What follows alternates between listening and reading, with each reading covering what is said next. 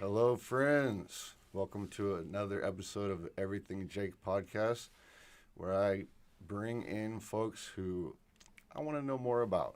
And today, I'm excited to have with me some very, very interesting and creative gents. To my left, we have Mio. What's up, Mio? How's it going? Glad to be here. Thanks for the invite. My pleasure. To my right, we've got Stony. Hello, Jake. Thank you for inviting me. My pleasure. It's great to see you here, Stony. And we have Forrest. What's up? What's up? Good to be back. Yeah.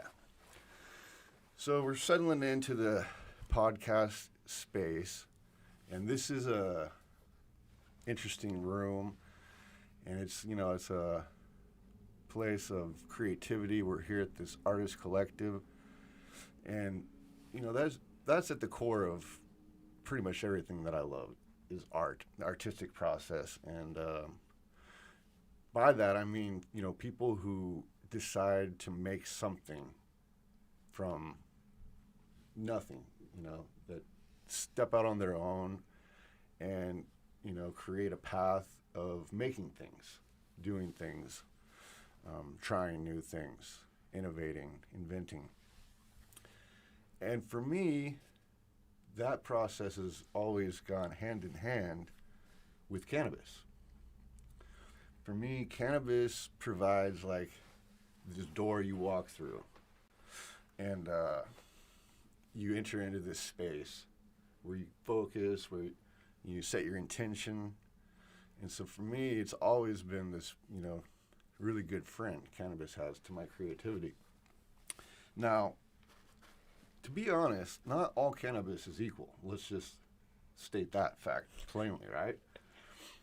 And I was thinking about that on the way down here. It's like the difference between great cannabis and bad cannabis is like the difference between being sick and being in your top health. Right? When you smoke bad cannabis, it makes you feel bad. It gives you a headache. It burns you out. It makes you tired. Now, this morning, I get up super early to write. And first thing I do, I don't look at social media or anything. I go straight, make some coffee, get to writing. I write for an hour. Then, bong hit. Second hour. So this morning, I was privileged enough to partake in some Stony gelato. And boy, oh boy, let me tell you, it's like, the way I was describing it is sort of like if you took a gong in a noisy auditorium and then everyone got quiet. It's like you take that bong hit and just all this extra noise that you didn't even know was going on inside your mind, all of a sudden gets quiet. And so, I really wanted to try to get into the mystery of, it's like with the great chef, they have to taste the food, right? They have to know the food. You can't just be a great chef because somebody paid you to do it, right? It's this art form. So Stony, I was hoping today to get into a little bit of the magic behind the bud. What is it and when did you first know you were on to something with the flowers? Luckily for me, I was given a recipe. Okay. So I was given a starter of ocean forest soil. So that's kind of like at the base of carrying kind is Wow. ocean forest soil. And then also was taught about amending the soil. So it started with the soil for sure. Can you say who gifted that to you, or is that you don't have to say who? But Talking Tom. Talking Tom. Talking Tom. Nice. And also Talking Tom gave me Supreme Dream. Oh wow. And gave me chocolate Thai, but we don't have chocolate Thai anymore. But we it's had in chocolate stuff Thai. too, though, right? Is it part of the? The only Supreme Dream is still around. Chocolate Thai is gone. Had to retire. Yeah. Failed so many times. Really? Oh, dude. Yeah. Yeah. Killed so many plants. Yeah. Yeah. Got bugs. Got everything. Everything. I've been there. Mm-hmm. I don't know. I think that's part of it. Is a good chef has to burn the food, dude. Yeah. you know, and know what it's like. Oh, and also, so at the beginning of my journey was also given a 3-part recipe from General Hydro, which is chemicals, super salty. Yeah. So at the very beginning, I'm growing chemical weed. And also, so then that like came back like, oh, people saying, oh, the weed gave me a headache. That started to trigger something that for me that I wanted to change with the process, and also get the flow down more. Just get the flow down more. So, yeah, luckily for like the culture and the collective and everything, it was like college for me. Like growing for like 12 years in Santa Cruz was like a college. And so I'd say like after 5 years, I graduated. And that was when the weed like really came to the next level. The Supreme Dream that was given to me was easy to sell, was super beautiful. Everybody loved it from the beginning. And Nice. to how it is now. It's pretty much been the same for my whole journey with that flower. With Supreme Dream. Because even if you're going to experiment, you're going to have some failures. You got to have some wins too. You got to have. Yeah, I would say Supreme Dream is pretty consistent. Yeah. Out of all those losses, and also that's also part of like the Caring Kind journey too, is having this rainbow or this like selection that we came across that took like 12 years to get the right selection. Right. Like those are the flavors. This one isn't overlapping that one. The effects of this don't affect that. It's like a kind of like they fit together. Distinct flavors. Distinct flavors and distinct effects. Yes. That are pretty consistent. And so where we're at now with Caring Kind, I feel like it's super consistent. Everything pretty much comes out the same, like standard look. Like that's it, because we got that core. And the core was the soil. The soil. Exactly. Soil. Okay. The core was the soil. And then built upon that was the process flow. And people. People are a huge part of it. Part of the growing process. Yeah, and that's interesting to me that it was the feedback.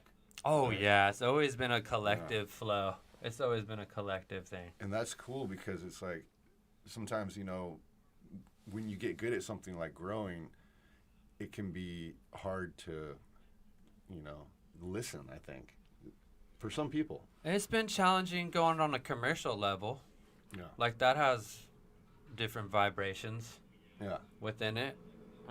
That we're still mastering that, but it was kind of like a multiplication thing too. It's like, oh, once you figure out how to do it on this level, then you figure out how to do it on that level. We've kind of been graduating up to where we're at now. And I don't know. I feel like this might be we're at a good spot, a good size. Nice. So that you can right keep now. the quality control. Yeah. We're at a manageable size, and I could learn it and really, really lock it in now. Like and we have more resources now being at a commercial level. I don't know. We just have other resources that I never had available. Like the CO2 guy rolls up in a big old truck and just fills up the CO2 tank. Yeah, being on the grid with everything flat, plugs in, Everything's professional. Yeah. All the It's air huge difference. in the factory. Well, that's part of, as soon as I walked into your space, it was like, felt good. It's like some grows you go into and you feel like, whoa. The air. It's the air. The air. But the air was cool and like The airflow. beautiful. To me, Yeah. that when you want to be in the space, the things that are in the space. Plants. Yeah. My buddy told me that I wish I could do his accent. He's from South Carolina, but he was talking about the plants and how he's like, I just think about if I'm thirsty or hot, the plants are probably thirsty or hot too, and I try, give them what they need, or based off of what you need. Exactly. Living things and, Yeah. And having that relationship with them, almost like it becomes like a creature, like a pet or something, like you're... Is it like that, Stony? It's like a girlfriend. And there's like 4,000 of them.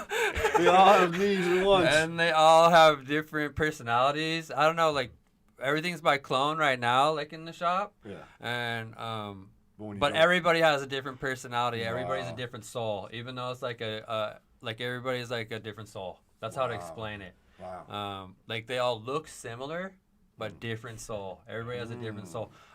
With the seeds, when we did the seed run, Yeah. everybody looks different. Everybody has a different soul. It's just like all no one different. looks the same. Nothing is similar. So I mean, wow. there was a little bit of consistency with the orange breath, somewhat, but overall, yeah, they're just like all over the place. Yeah, it's a female thing too. It's heavy female energy. So I don't know like how to like explain that more, but I think that's why it's important to have the right people also working in your grow room. Oh, for sure. You know, just because you can train anybody, these set skills doesn't mean that people have that like intuitive feeling with the plants. And I think that is like a game changer if you get the right people in there. It's huge. It's one of the challenges for us. Scaling. For when we go scale size, that's the biggest challenge is the multiple personalities of the people.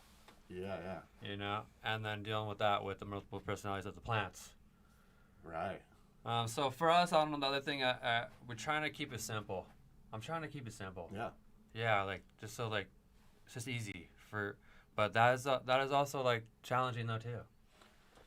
Yeah, because it's a matter of organization, right? It's like, how do you prioritize? What is your business plan? Because as you scale up, you know, how do you set your goals? Like, there's so many things to the business side of things that you got to learn as you go. It's a juggle. And you don't ever know exactly the outcome. You know, that's why I always feel like business is like art in that way, that you are making the thing and you don't know the outcome, but you just experiment and then you get best practices and then you build off of that. Like you said, you graduate, like you establish a base of knowledge. This works. Okay, now let's experiment off of that. But that is, it's hard to do, you know. Art as a business is hard for that reason because it requires experimentation, but experiments fail. Yeah, that's so challenging for legalization too, because then you add in that. You got to tag everything. You got to track everything. You got to monitor everything. That's like a whole other like where is the separation between dealing with the plants and dealing with the business? Boom. So that's something that's really, hopefully we'll get better at as we move forward in the future. So that we can reserve the energy of guys like you to be making the magic happen in that space with those plants, man. Stony, I wanted to ask you, what was your like early on experience with cannabis? When did you start, or what you can say? Awesome, man. So awesome. My story with the plant is it's a good story, dude. Yeah, I'm super thankful. It's gonna start in Grass Valley. So I moved from down south. My parents moved to Grass Valley. I skateboarded my whole life pretty much.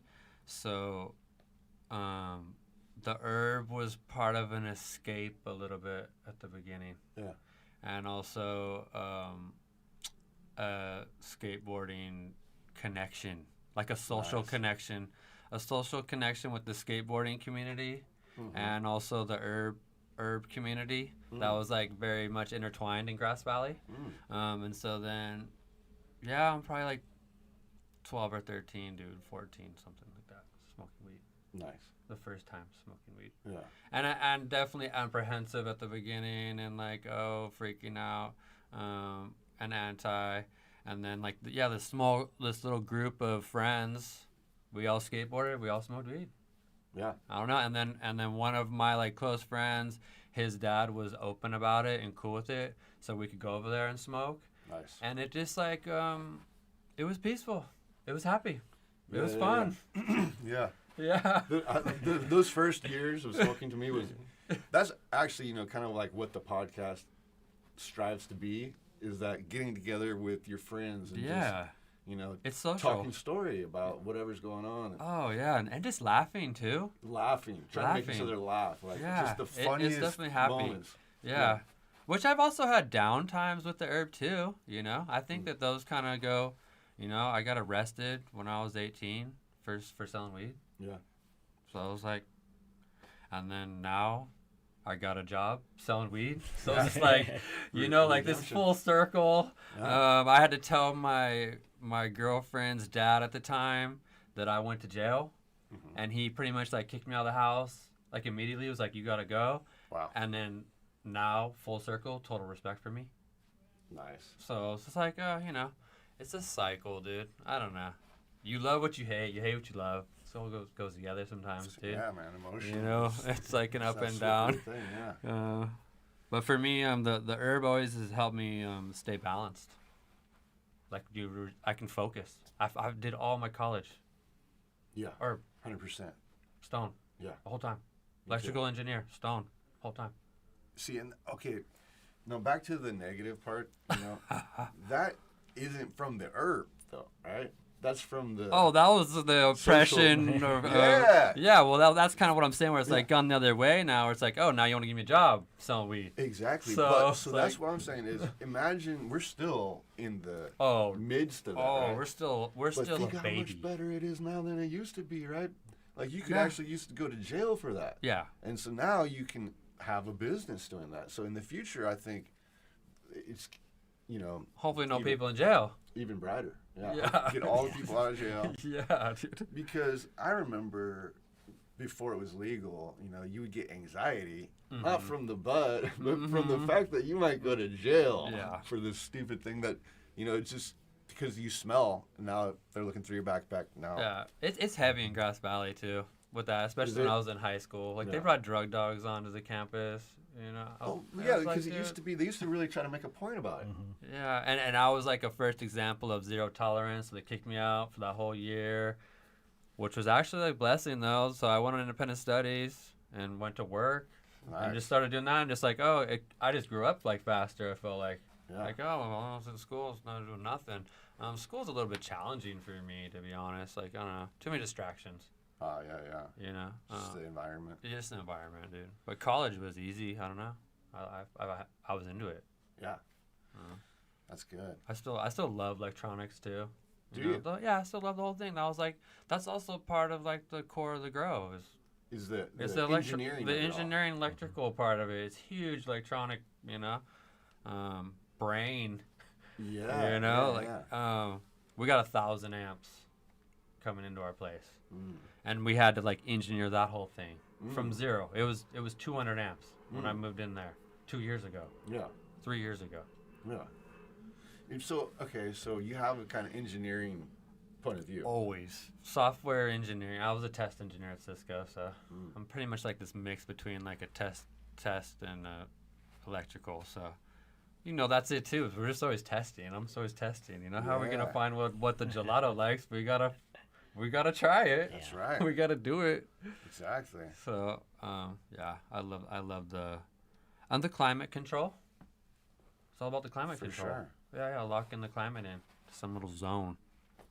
Now, so you studied engineering? You studied?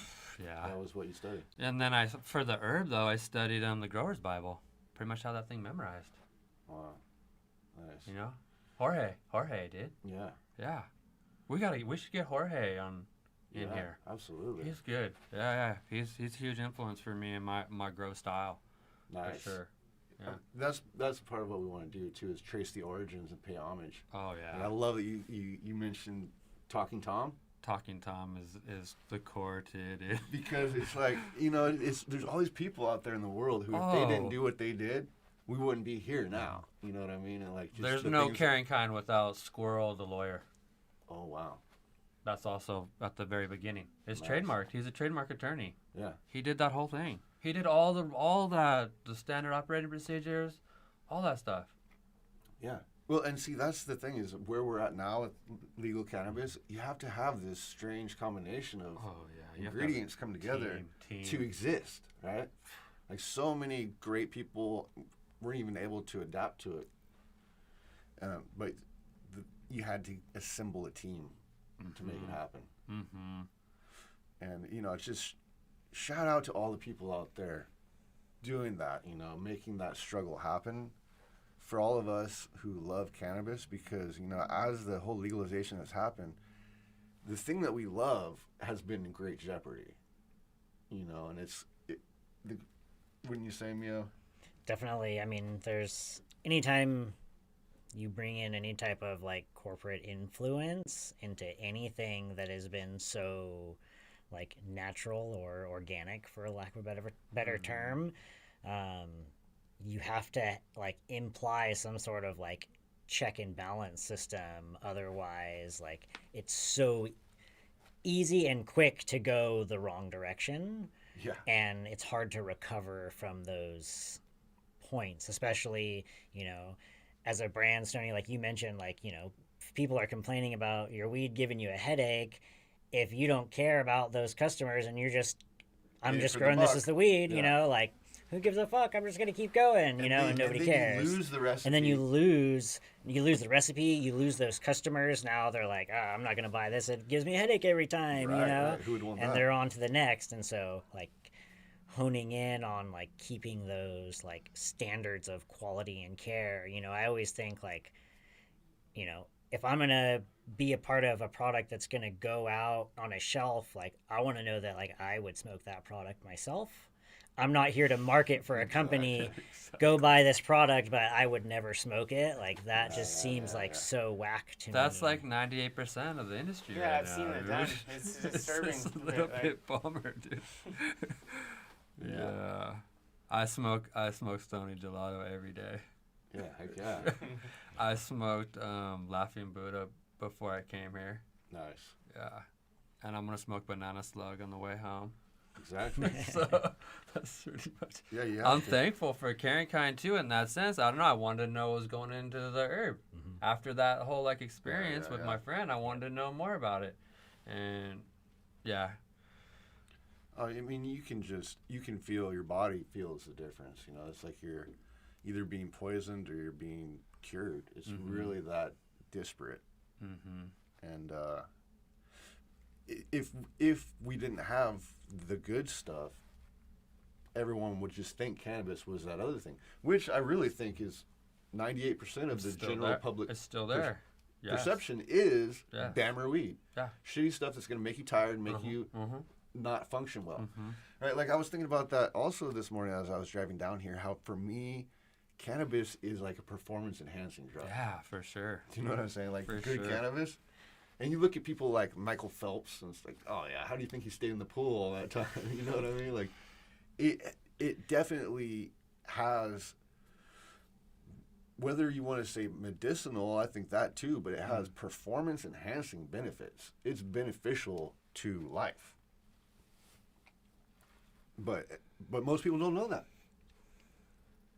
They think it is, all the negative stereotypes of stoner come out of, I think, bad weed and what. Yeah, it does come from, from like you're saying, the bammer and the like nasty herbs that's been sprayed with stuff, and how that was a lot of people associated the bad effects with, and just kind of across the board labeled herb as being something it wasn't, because it's not even the pure. Well, it reminds me, like when my dad first talked to me about smoking weed, we went down to the beach, and he's like, I've been smoking ganja off and on since I was about 17, and I'm about to ask you a question. Doesn't matter if you say yes or no. Have you smoked ganja? Nice. And I was like, yes, I have. First thing he says, was it green or was it brown? And I told him it was green. He's good, because I don't want you smoking that brown stuff. Yeah. And he's really into organic foods and organics in general, and it's important to know what you got and like where it's coming from, and to not have extra things in there. 100%. It's like the average person walks into a dispensary. What is the chance that they're going to find the right product for them? So overwhelming. Yeah. There's so many options, and the bud tenders are trying to push the thing that won't move. Yeah. I don't know what to say about it. Like we're going over It's overwhelming. Well, what I gotta say about it is we need people like you to be able to be ambassadors. You know what I'm saying? Where not only just what you're doing hands-on with the plants, but like going around, helping out grows, helping out people understand, you know, and demoing the herb too, like, showing people, because once you know, it's undeniable. Yeah. Once you've experienced it, you know, and for me, so much of it has to do with like carrying kind. I know where it's coming from, you know, and so it's just any other brand that I don't know, I just don't feel comfortable with whatever they're doing. I have no idea. You know? So that's a real luxury to be able to see behind the scenes. Yeah. But I feel like it's also kind of a responsibility to share what's going on behind the scenes, so that, you know, anyone who genuinely wants to be in the industry is going to have to go through a learning process. You know, and everybody starts out counting numbers, you know, this and that, figuring it out, but you should count on that first 10 years, that 12 years of education. Count that first, right? Because there's no way around that. Like, you got to put in the time. Yeah. Takes time. It takes time to find the genetics that are going to suit you, too. Everybody grows different style, you know? Yeah, and even, like, from a consumer point, it can take a lot of experimentation to find what works for you. And I think, you know, for so long there was the wrong side of education about cannabis, and it was all don't use cannabis. And then as we started to get into, like, the positive education about cannabis, you know, I feel like, you know, first people try to get into the, like, indica sativa hybrid, and, you know, all of a sudden, you know, you've got some consumers that have heard these terms and maybe they know a little bit, but by the time those consumers know about it, the people that are really invested in the plant, we're over here talking about terpenes and all the different cannabinoids, and we're not talking about sativa indica hybrid anymore because it's not as relevant. But the consumer is not caught up from an education standpoint yet. And I feel like when people are still scared or hesitant about something, it's harder to educate them about it. Their mind hasn't been, you know, once you're fully open to cannabis and you're excited about it, I feel like it's easier to absorb the knowledge around it, because, you know, your brain isn't trying to, like, protect itself from some fear, you know, related to, you know, maybe I'm going to get arrested, or, you know, my parents kicked me out when I was a teenager, or whatever it is. Or I'm going to get ripped off. This isn't really what it claims to be. Yeah. Right? And, yeah, totally. Like one thing that Stony educated me on is with the CBD flower, right? Because, and this gets to something in the market that's happening that's really backwards, but is definitely happening, is the attention to numbers, right? How things are testing, and wanting the highest testing, you know, above 30%, blah blah blah. And it's like, if you thought about that with alcohol, that would be insane, right? Like, oh, I need more percentage alcohol. Everclear's not enough. It's got to be harder, right? But so then, still, cannabis is expensive, and so when you buy it, you want to make sure you're getting value, right? And so I think that's where the numbers start to come into play. And so Stony has this flower that's CBD rich, right? And so it's got low THC numbers. It's probably my favorite. You know, I mean, just the flavor, the feel. But if you didn't try it to know it, you would only be looking for it if you were looking for CBD. But like a real stoner, this is like, you know, just some delicacy, something that you could really savor. But, you know, so again, it's education on the product, what it's really doing to people, and you know, what you can get out of it, like when you could use it, what for.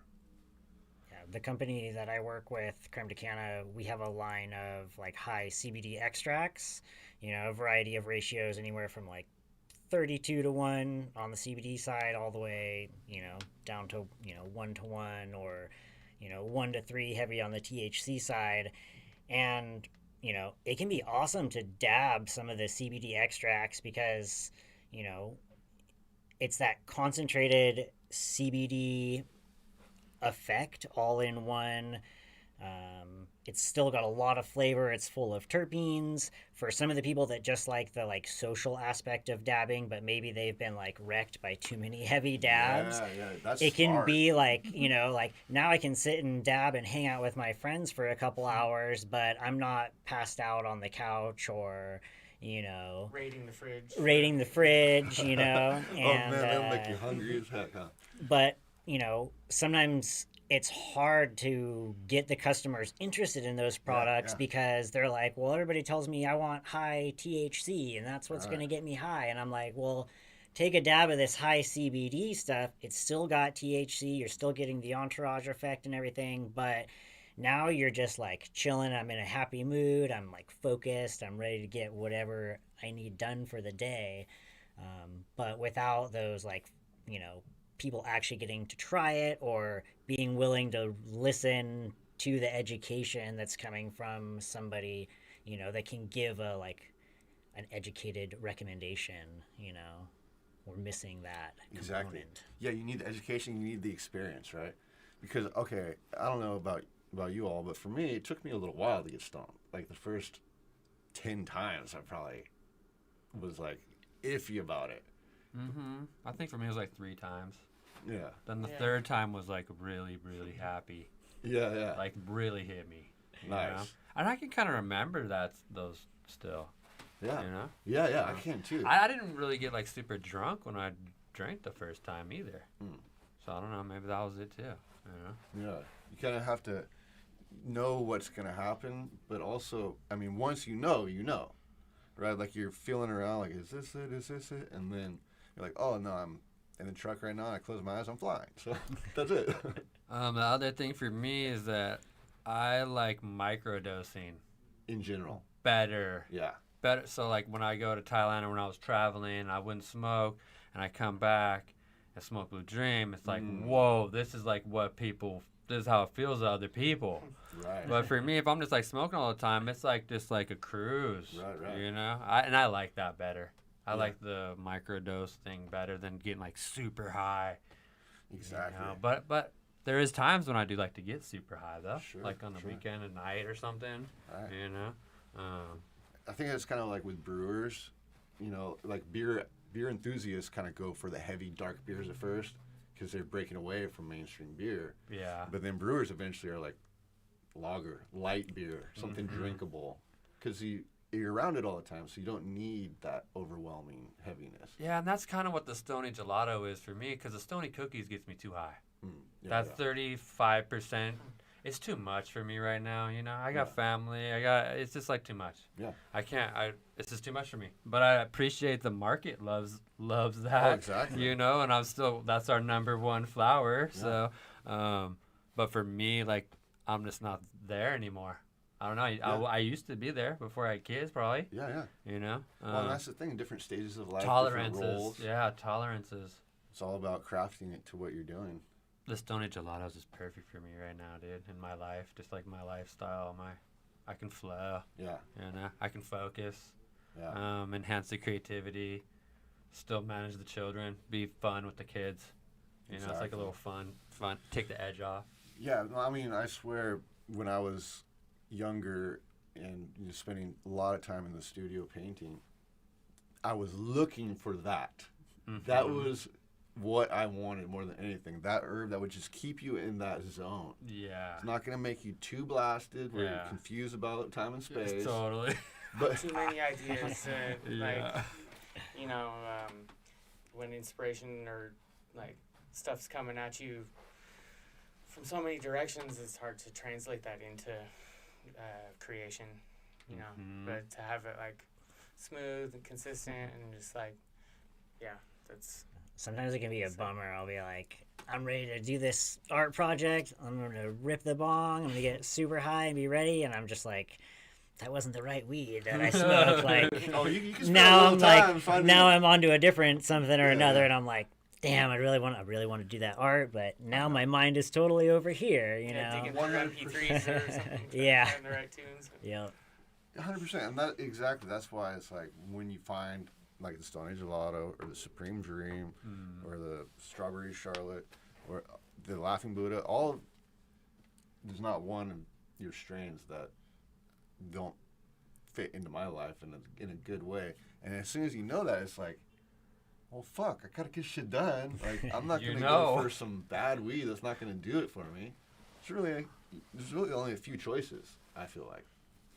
So anyways, I'm super stoked.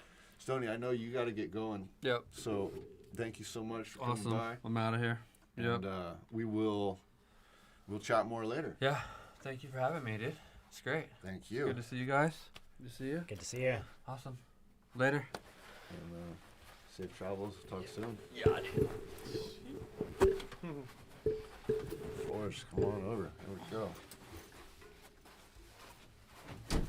Thank you, Stony. Yeah, dude. It's all daytime looking out there. Oh, it's funny. Huh? Forget what time of day it is. It's like a different zone for sure. So Mio, before pre-production, we were talking about style and style of your artwork. So first of all, how did you get involved in working with cannabis brands? So I first got involved working, I guess, with cannabis, doing photography. I had some friends that were like local growers up in the Santa Cruz Mountains, and they're like, "Hey, I want to put a book together, come photograph my garden, Nice. And I was like, sounds cool. I was in film school at the time. Where was that? I went to school actually in Arizona. And so like I would plan on my breaks coming back home. I'd be like, I'll be at your garden. We'll get these photos done. Nice. I ended up back in California after school, and I ended up taking photos for a local dispensary that had opened up. I was like, hey, I'll trade you photos for bud. Nice. That works for both of us. And good foot in the door. Yeah, that was kind of definitely a good foot in the door. Can you say what club that was? Yeah, they're closed now. It was Green Acres. Oh, one of the Santa two Cruz. original Santa Cruz ones. And they were right there in like the Pleasure Point area. And the Pleasure Point one. The Pleasure Point one, yeah. Gotcha. Yeah. Right over there by like the Hook and whatnot, So like with Mac Tokes and before he was there, before that, yeah. He was a customer. Actually, regular customer. So you got in early. I was in there early, yeah. This would have been 2011 or 12. Oh, okay. And so I got my foot in the door doing photos, and at some point they needed an extra bud tender, and I was like, I'll come in and bud tend for you a couple days. I can take photos while I'm there. So was it mostly dried flowers, like product shots of the? Yeah, it was like highlighting like their photos for the menu, that would like go up on weed maps and whatnot. They're like, we want our bud to look super nice, like something that stands out, Yeah. Very functional role for a photographer who wants to get into the industry. That's a big needed thing. Totally. And especially like if you've got your own equipment, because most shops aren't going to invest in a nice camera for someone to take photos of their stuff, Did you make like light boxes or like? Yeah, I'd kind of just set up like a little white backdrop or a black backdrop, kind of whatever, really highlighted the bud the best. I had like a small little like old school kind of ring light that I would use. And so that was kind of my foot into the door of the cannabis industry. And I worked as a bud tender. I eventually was a manager at that shop. I got into doing extracts. Worked, You did? You yeah. did some extraction? Yeah, I did some extraction. My friends and I won the Santa Cruz Cup in 2012. Yeah. Nice. What was that for? What product? We actually took first, second, and third place for extracts. Dang. I can't remember what the competition. Specific ones were, but it was like pretty, kind of early on into the extract game. So I did that for a while. Forrest, do you get into extracts at all? I was around 2014 or so when I moved back from Vegas, and I was helping my friends make crumble and stuff. Yeah. Crumble was popping in the Santa Cruz area. That's what everybody wanted, Yeah. And it was easier to make. Like we didn't need like all the vacuum ovens to like make shatter, like extra steps, or at least we had a way of doing. We were doing like open loop, kind of backyard style out in Paul, Colorado Canyon. Big Sur. there are some wild adventures with that. Like, totally. That was the Wild West days of Cannabis Extracts. This French dude like was trying to like see what was going on. He lit a lighter for light and blew up. Caught a fire. No. Probably like $20,000 or $30,000 of product just roasted, and the property almost catching on fire. They were able to put it out. Luckily, no one really got hurt or anything. That's rough. And around that time, I learned also, like, I was trying to come up with this. I had this little boombox tape player. My friends were like, "Yo, stay back with that, because old electronics can arc when you like." And, you learn all those little things like that. Yeah, it's kind of amazing how recent that whole movement is. Yeah. Totally. Yeah. I think and how much it's become understood, like big. Yeah. And the science behind it has really been refined in the last 10 years. Well, I mean, there's like college courses now and stuff, or have been for a while. And yeah, some of the different techniques, the methods, like the distillation, boiling point, all of that is pretty technical. Yeah. I mean, nowadays, like, if you're walking into a proper extraction lab, it should look like a science lab, Yeah, for sure. So, the evolution there has been pretty wild, for sure. In such a fast time. Such a fast time, yeah. There was a sweet spot with, like, some real dollar signs, kind of like Bitcoin or something. If you're in there, like, at that certain time, and people didn't know what to do with their trim or didn't even care about it, and so you could just get it and I remember there was like some time when people were buying like people's like years old trim that growers had just had stashed wherever on their property. I've got 300 pounds of trim for the last several years or whatever. You can take it. I don't want it. Like, I've been hiding it. Well, and see, so that's where I think it's even more with extracts. I feel like it's even more important to know the person and the process. Because you could turn just crude, horrific-looking stuff into gold. Totally, 100%. Happens every day. And I don't believe that is the quality. Yeah. I don't think you can start with bad stuff, and even with chemistry, I don't think, to me, that's not what I want. Yeah. It's all about the fresh. Yeah. It's like, feel like you put good in, you get good out. Yeah. And, I mean, I remember when they first started squishing the bud, and that is just like the best you could do, right? Because you see it just ooze out of the bud, like the good stuff, right? And I mean, it's funny because it's an ancient technique. We've been extracting oils from plants for a long time. Definitely. But so it's funny how it's like it took us in cannabis a little while to figure that out. I remember actually talking to Mac Tokes at Green Acres, doing dabs, and going, I bet there's a way, because that was when people were like trying to figure out how to do it without butane. Yeah. And then doing the CO2 ice water and stuff. CO2 seemed like a better thing. Yeah. But then I knew it was like you could press it. I know you could press it. And sure enough. So what about now? Do you? Yeah, so from there, I got my foot into the cannabis industry, and that kind of evolved, back into more of an artistic side for me. I started printing some like cannabis-related T-shirts and whatnot, doing silk screen printing, which is something that I originally learned in like a graphic design class in high school. And from there kind of kept doing art. I did some more like photography and social media stuff for a handful of cannabis brands, up in the Bay Area. Craft Cannabis, they were like a delivery service up in like Oakland area. I did some photography and social media management for them right before we had Prop 64 legalization. And then after that was a hard time to get. It was a hard time, yeah. And once legalization hit, a lot of those smaller companies had, some fears about being able to stay open and whatnot. And so I left working with them, and I ended up working with Creme de Canna. One of their owners is a guy that I had known for several years. He had worked at the hydro shop. We had kind of become friends and whatnot. and they had needed some art for one of their designs that they were doing, and he knew that I did art, and I was like, yeah, I'll put something together for you guys, and it kind of really kicked off from there with them. Nice. And then from there I've done, I think we're upwards of like close to 50 different strain designs. Wow. Yeah, since 2018.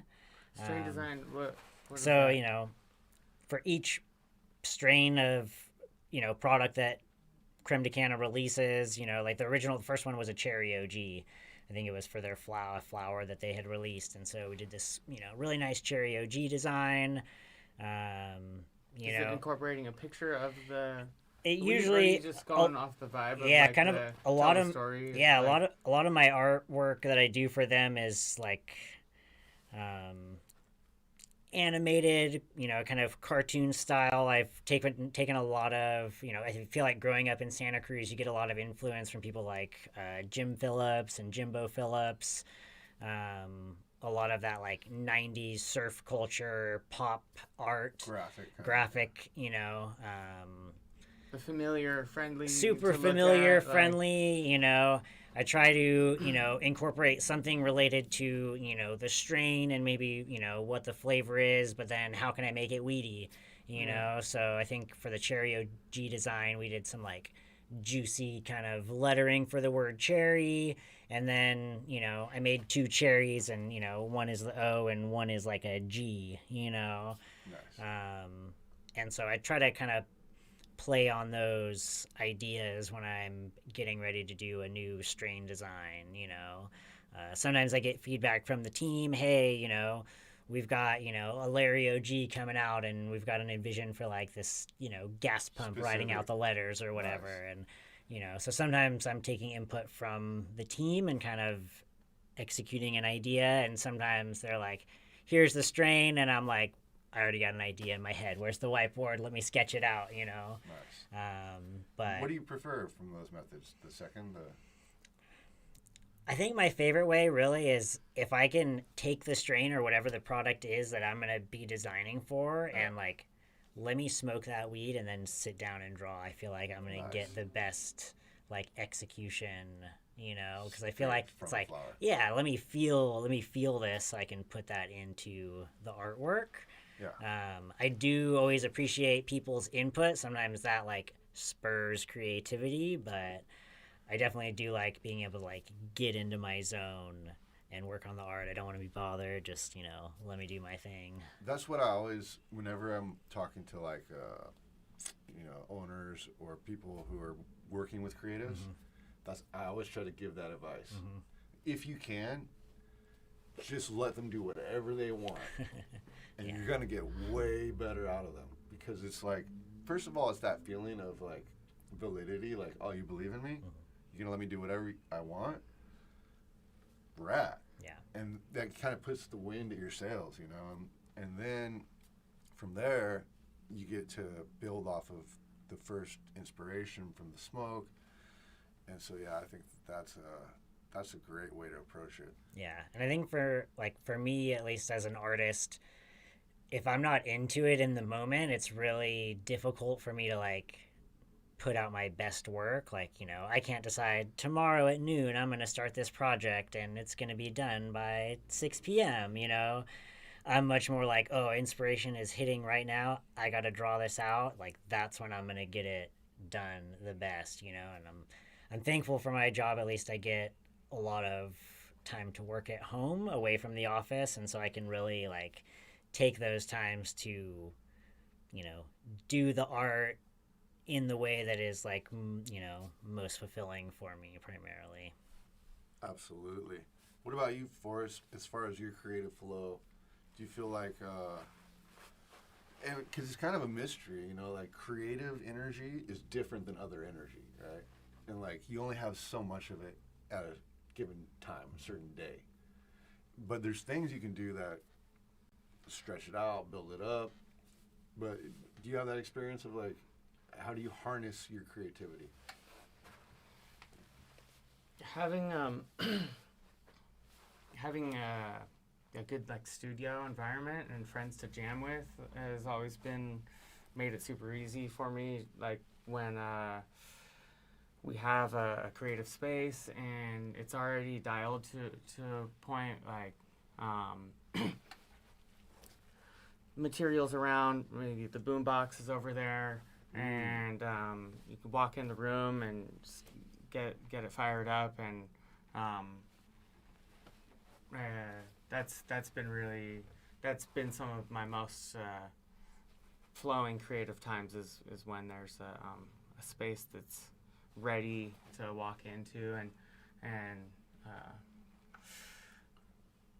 I've found also that, you know, rather than getting canvases from Michael's or whatever, and they're all like wrapped in that cellophane type stuff and peeling it up, right? They're kind of flimsy and thin, and you know, stretching my own. Nice. And if maybe I'm not super in the zone as I start, but after either building the wood frame or maybe repurposing something, finding like an old door or something existing like frame, stretching the canvas over it, priming it, let it dry, sand it, hit it again, and by the time that's already happened, it's the piece has already begun. It's alive, and I love that. You're like in the process at that point. And you know, there's Start to mix your imperfections. energy There's into like it, it's got qualities. Character. And, Yeah, you start to mix yourself with the object. yeah, That's a trippy thing, right? yeah, Like it starts to become part of you. totally. That was classic listening to Stony talk about it being like 1,000 girlfriends. Yeah, But it's kind of what it's like too, right? It's like as you're investing your energy in something and it's starting to change, but then it's maybe talking back to you a little bit too of like, oh, you know, this is what I need or this is what I want. And there's a back and forth process with creativity that way. But it's so important to figure out your own hacks too, right? Yeah. Like what puts you into that zone. Definitely. And I agree. For me, creative collaboration is awesome, you know, and it's even when like doing the work that we're doing, you kind of have to be alone at a computer sometimes, and I think that's where it's harder to figure out the creative energy management because it doesn't give you that same kind of thing. Whereas I know if I'm going to come here to podcast, I'm going to be excited. I'm going to be amped. Like that's good to have that. It's great to have that opportunity to be able to be around other creative people, feel that energy, and you know, check in with each other and see like where stuff is going. Yeah. Have ideas for projects that, you know, there's no set timeline on, but push it along, move it forward, you know? Yeah, if I'm in the wrong like creative energy and I sit down at my computer, I could just like stare at the screen for like 2 hours thinking of like 50 different projects and not actually get anything done on my computer what I'm trying to do. And other times I'm like totally in the zone, let me hop on and I'm going to do some graphic design, and I could be there for like hours just totally in the zone, totally into it. And so for me, I have to vary my creative energy, like the types of art that I'm doing, and that seems to bring some balance.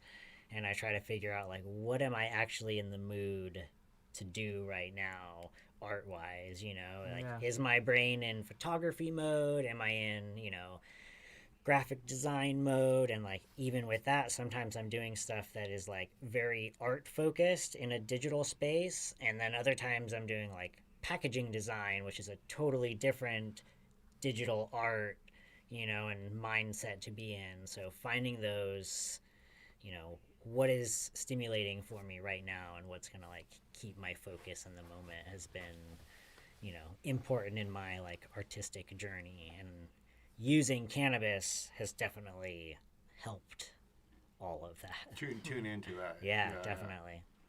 Yeah, because being an independent contractor has its challenges for that, right? You got, I don't know what kind of deadlines or goals you have, but ultimately you're setting your schedule. Yeah. You're finding the time, making it happen. How do you stay accountable with your workflow? Yeah, I mean, you know, I use I use a project management software that I kind of keep all of my projects in, and that seems to help me. Then I can kind of like check in with that and be like, okay, this is due then. Like, you know, hopefully in the next 48 hours, like I'm gonna be ready to knock that out. You know. What is that software? Asana. Asana. Yeah. Sounds like something the Powers might. Yeah, it's pretty cool. You know, you can like assign tasks to different people in your like group or team or whatnot, and it can be. I've found it to be helpful for myself, definitely. You know, I can keep a pretty long mental like checklist in my head of projects or ideas that I want to do, but having somewhere I can like actually check back and it's all laid out there for me, you know, and I can keep all the details in there.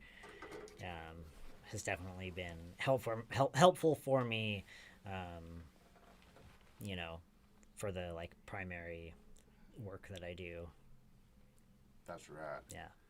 Yeah, because and that's where we do have the technology these days to make these things possible. I mean, look at this, right? You know what? How hard would it have been to sit down and record? Yeah. Before digital technology, Totally. You know? And so I feel like even 10 years ago, doing this would have been challenging, you know, especially, you know, live streaming it or any of those things, you know, like you better have like top-notch internet and like hope all your viewers do too, so they can stream it without any, you know, distractions or whatnot. I mean, I reflect on going to film school and, you know. Oh yeah, tell me about that. That was, you know, I went to film school in 2008 and 2009. And I think if I had gone in like 2014 or 15, just the technology difference would have made my life so much easier. Around then is maybe when mini DV was kind of had been phasing out into HD and like solid state drives, the Panasonic cameras with the nice HD. Yeah, so some stuff we were recording like, you know, onto like new digital technology, you know, like SD cards and stuff like that. That's like getting easily used transferable. To trusting the little card. But you know, some of it was still shot on the mini DV tapes, and then we'd have all these like, you know, I got to put it into this machine and it'll convert it over here, and then I can get it on my computer, and now I can use this like $5,000 editing software that I had to pay for that nowadays, you know, I could edit on my phone. And so it was just like more heavy lifting back then. Much more heavy lifting and like so much more effort to execute even like basic things that people can do now, you know. There was like, some magic to the satisfaction of getting your your mini DV tapes bumped up and you need special I mean, the stuff that I went to film school, people are doing on TikTok now at 10 years old. See, okay, and that's interesting too, like both of those things, right? One, the technology making it less friction, right? Easier to get it done. But there's something about the friction of a medium that is satisfying. Yeah. Like you said, like the stretching of the canvas. There's a lot more satisfaction in that than just ripping open the cellophane. And so I feel like as these things advance, we got to be smart about where we use the convenience of technology. And we almost have to add back in deliberate process of working against something, resisting it, you know, having some pushback. Having some physicality or some like involvement. That's why I like what you're saying about, you know, the different moods of approaching the computer or photography. And it sounds like we both work multimedia. Yeah. And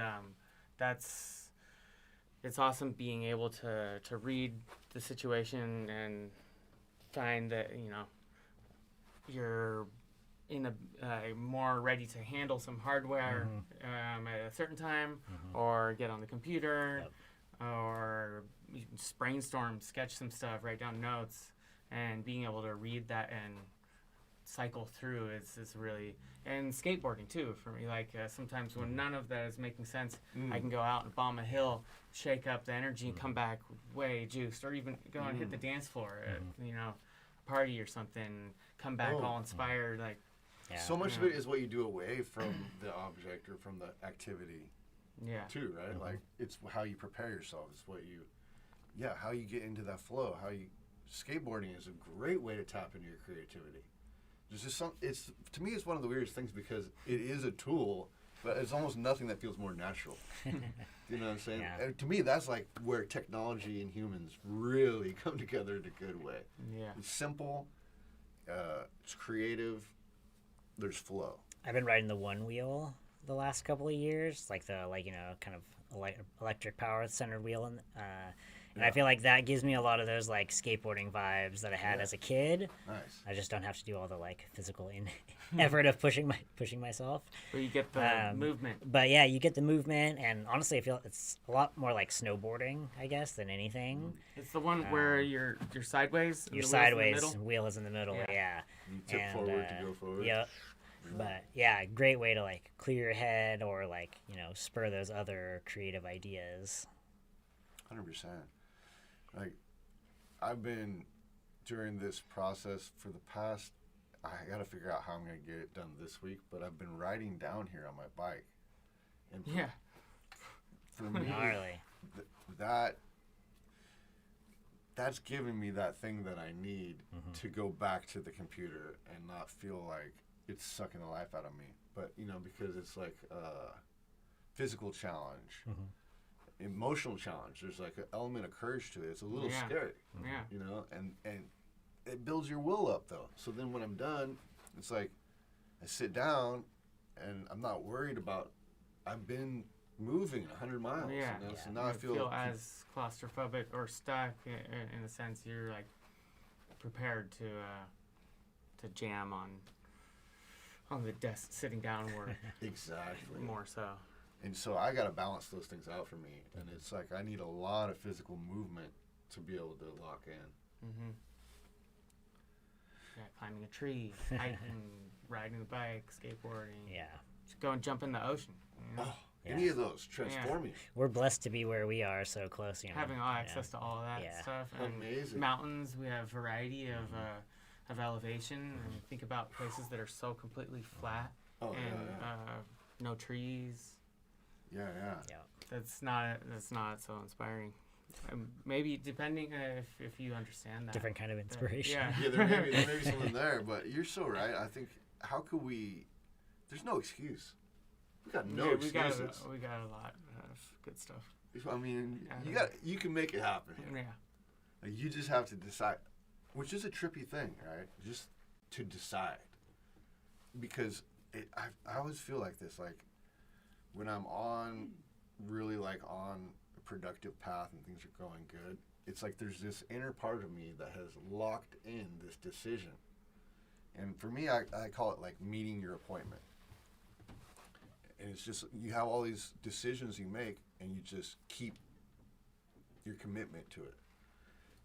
And that's just but it's just a strange mental thing of like deciding to stick with it. Yeah, it's nice having made the choice without even noticing it so much, and then you find that you're in the flow, and just like, okay, don't let go of this. Recognize that you're in the space, but don't think about it too much. Just acknowledge that things are going right, and keep it going. Yeah, how do you get on a run and keep it going? Exactly. How do you milk the momentum of that movement, right? I think we've talked about some good recipes, from the software, Asana, you said it is? Yeah. To the cycling through different mediums and mixing in with activities that vibe with you, that make sense to your life. And scheduling, that's something I need to look a little more closely at, is some way to develop my own schedule. And that's the hardest thing, I think. I think that's the hardest thing. Is just scheduling. Yeah. Yeah. I'm like, I got 10 ideas I want to work on right now, but that is not realistic. Like, you know, so it's like figuring out, well, which one can I realistically do today that I also want to do today? You know, that isn't more or less important than any of the others. Exactly. And how do you prioritize? Yeah. It's all about. And, you know, I don't know. I feel like sometimes I just gotta listen to my gut, you know, and be like, I'm just gonna get started. This one feels right. Let's dive into it, you know. And sometimes I'll get halfway into. Sometimes I'll start working on a canvas and I'll get like an hour into it and be like, I'm done with this, but I have this awesome idea that I want to get my iPad out for, and I'm like, now I'm working digital, you know. Sometimes one creative thing will push the other creative ideas, I feel like. 100%, yeah. Exactly. One thing comes from the other, and it is like a form of active rest too, right? Where you're in this other mode, the other part of you is resting. You know, it's almost like exercising a different part of your body. Okay, what about the cannabis that you're working with now? Yeah. What are some of your favorite things going on in that world? I mean, I'm primarily a flower guy, so I'm always kind of excited to see what new flower is coming out. Yeah. Do you have a terpene profile you like particularly? I definitely like things that are on the like sweeter citrus. I kind of like the like old skunky smells, which you don't, I feel like, see all that often anymore. And then, you know, most of the purples I like with the like lanolin smell, that like kind of lavendery floral, but on the sweet side. Those I feel like always do me right, you know. Although a lot of the like strong piney strains I'm really drawn to, like the Jacks and whatnot. But I'm like, you know, and like some of those, like I really love the flavor, I love the smell, but like sometimes I'm just like, whoa, way like super like cerebral high. I'm like, I almost like can't focus on what I want to do. You know, so I'm like, though I really like them, I'm like, I gotta smoke them when I'm like, you know, chilling, or I got the day off, and you know, I'm looking for that kind of feeling. So, you know, I'm looking mostly for something that's like keeping me like kind of mellow but not asleep. I feel like same kind you of know, zone that with art, you know, growing up, I feel like I had a lot more anxiety around art. Even though I was really into it, I had a lot of anxiety of like, I gotta do it right, it's gotta look realistic. And then I feel like as I started smoking weed, I was like, I can just do art just to do art, and it doesn't have to look perfect, and I can take in all these skills and like technical things that I know and like apply them as needed, but I don't have to be so like hard on myself. And I feel like cannabis kind of gave me some of that like relief of anxiety when I'm getting into my like art zone. Nice. Yeah, I think that's so important, because it's like the experience, the better the experience is for you, the more you want to do it. Totally. Right. And so once you can get past that, I've always kind of felt like that's part of why drugs or intoxicants in general go hand in hand with creativity, because it not only is it just like a ritual of initiating the act of creativity, but it's also, it enhances the experience of it, so that whether or not the outcome is something that you want to share, you're giving yourself the experience that you'll want to repeat. And so it's sort of like, because once we start getting outside expectations attached to the work, then it can become a less enjoyable experience. Right? And so that's where I feel like cannabis is kind of creating that smokescreen between you and thinking about what other people are going to think about, right? And then it becomes just about, if you engage with the thing and experience it the way you should, other people will too. But it's as soon as you start tripping on what they're going to do, then you're out of it. Yep. And so that's interesting that helped you to do that, I would say, for sure. Especially when you're experimenting, you don't really know. You got to have some sort of good feeling through that process of the unnerving aspect of, you know, going out on a limb, of being somewhere exposed, not knowing what the outcome's going to be. Definitely. Forrest, what about you these days? Are you partaking in cannabis? I actually haven't been smoking this month. Yeah. Just kind of switched it up. Taking a little break? Yeah. I hit the pen once, and I smoked a bit of a joint. So I guess I blazed twice this month. How's that going for you? It's pretty chill. You know, at first I was noticing I was remembering my dreams much more. Yeah. And Always that. cruising that dream space. Yeah. Pretty wild. And part of the idea is I want to study learning language and also computer language, like design softwares. And I feel like, at least for the initial like phases of thinking and studying, I might have an easier time without blazing. Yeah. Well, I like to see, and that's all about self-knowledge. It's worth a try, you know. It feels like I don't know. It's a good experiment. Yeah. Because that's the beautiful thing about being a stoner, or about loving cannabis too, is like, even when you take a break, that's trippy in its own way. Yeah. You know, especially the dream part at first. Totally. That's wild. I don't know that I have ever experienced the like loss of dreams. I feel like I still like dream pretty vividly and like lucidly on cannabis. So I know that is definitely like a common experience. Yeah. People say that they like don't dream and whatnot. I think but dreaming, it's maybe more that I'm like remembering them more clearly, or They stick with you. But that was really in the first week or so. Now it hasn't been really much of a noticeable difference. And you know, it's been interesting with the creative process. I have felt a bit of something missing with like getting painting and with the airbrush or whatever. It's like feels like that's a part of it often, like blazing and getting in the zone. So also maybe it's that it feels like it is stopping me from even opening up the paints and plugging in and getting going. And so, which I haven't done really this month.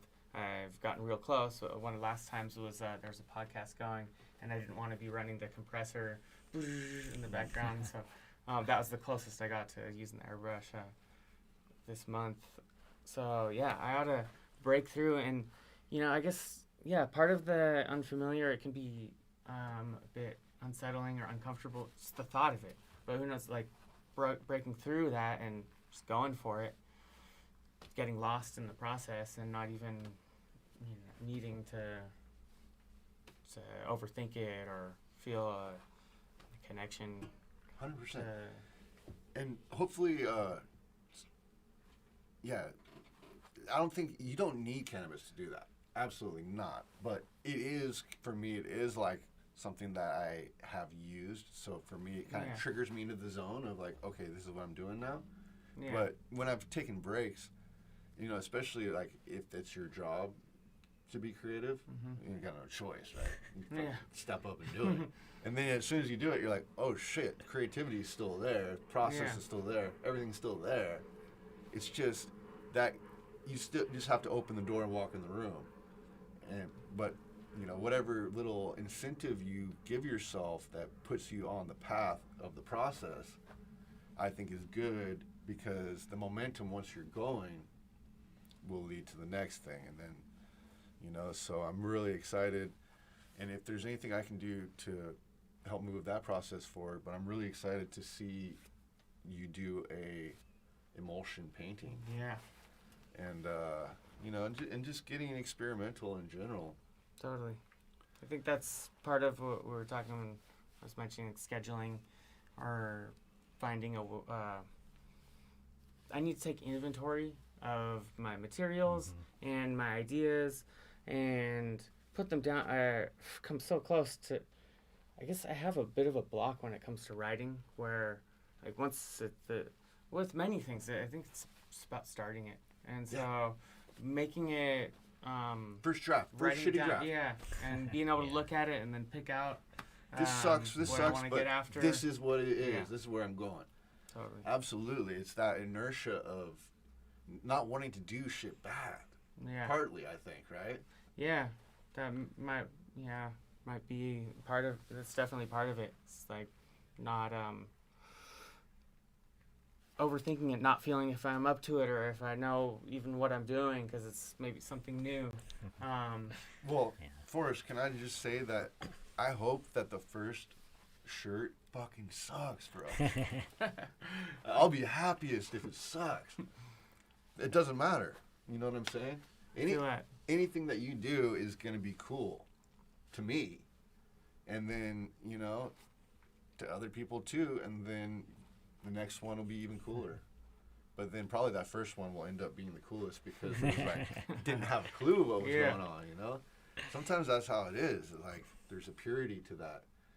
And it is that first moment of stepping off the ledge, though, of like, here we go. What are we going to get? Who knows? Let's do this. And that's very much what a podcast is in general. So I just want to thank you both for stepping off the ledge with me. And let's throw the happy shoot. to be here.